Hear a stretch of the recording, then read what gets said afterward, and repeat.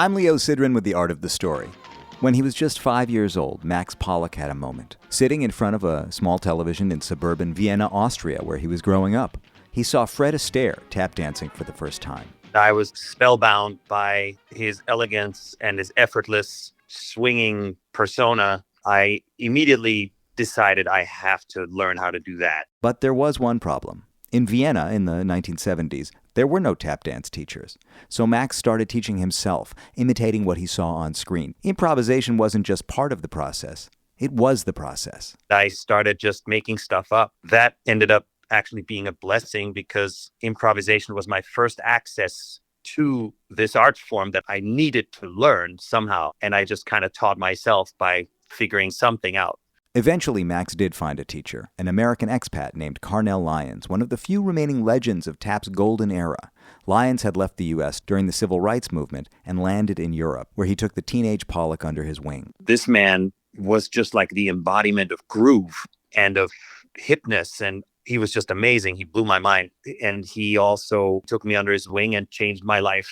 Lyons had danced with the greats. He was even childhood friends with Charlie Parker. And through him, Max began to understand tap not just as a dance, but as a cultural lineage tied to black history, jazz, and improvisation.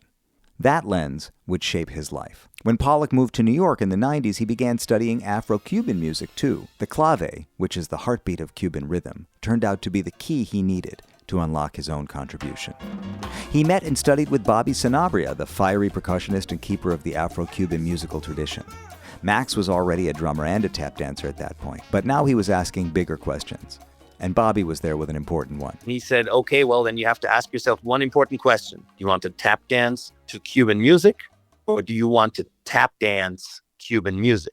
That distinction changed everything. It set Max on a lifelong journey to integrate tap, Afro-Caribbean music, and movement into a single expressive form. What came next was Rumba Tap, a groundbreaking synthesis of tap dance, Afro-Cuban folklore, body percussion, and voice.